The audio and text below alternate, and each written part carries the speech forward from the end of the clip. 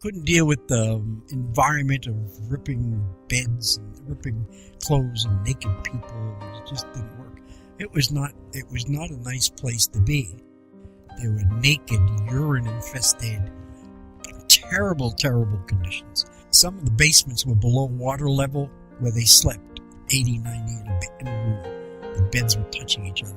The mattresses would float with the clients in them, who, if they knew what they were doing, were hanging on for dear life.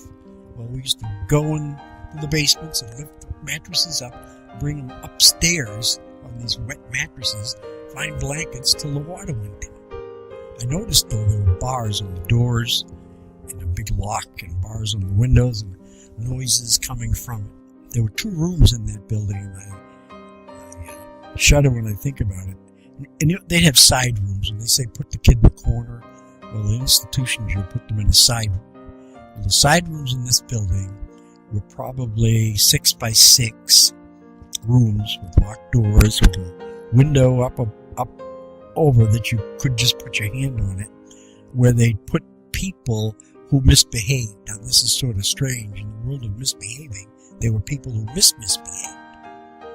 And you could still see it that day, blood on the walls from those poor guys trying to claw themselves out, not really knowing what the hell was going on. They had contests among superintendent meetings. Who can feed the residents, I guess you call them, for the least amount? They give awards. Oh my God, 63 cents a day at Muscatatuck. Ooh. I mean, this is what went on. So I never blamed them. I blamed society for allowing this to happen.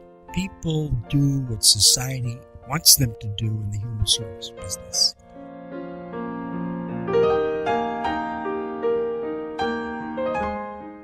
Nobody knew who she was. She had no records.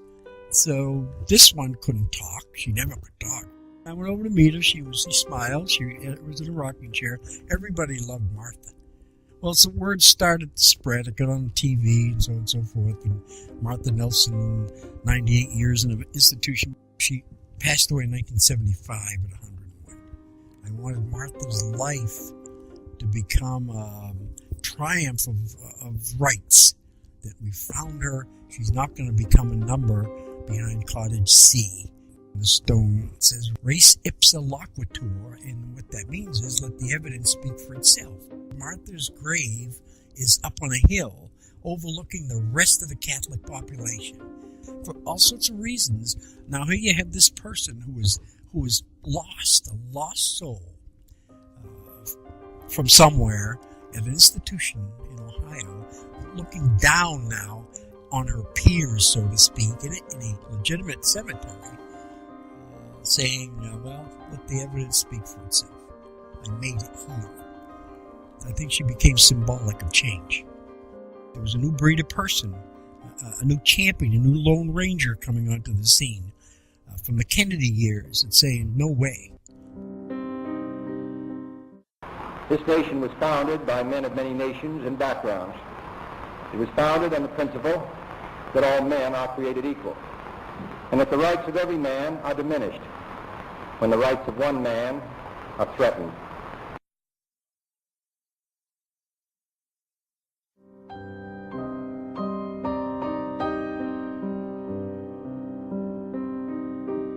The president can see it, and he has a sister who has it.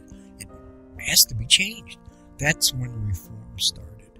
I started there in 72.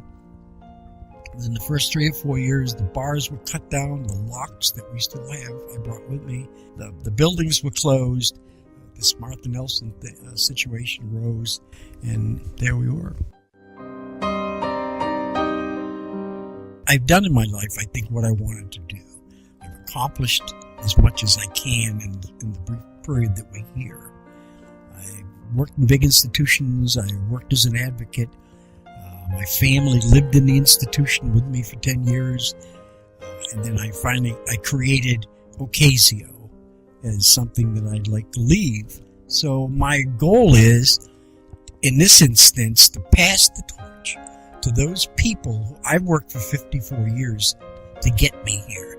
They will have the gumption and the strength and the will to keep the ball in the air and do as much as they can to protect the rights of those folks that we've started to protect. I'm putting the ball in your court. You pick it up and run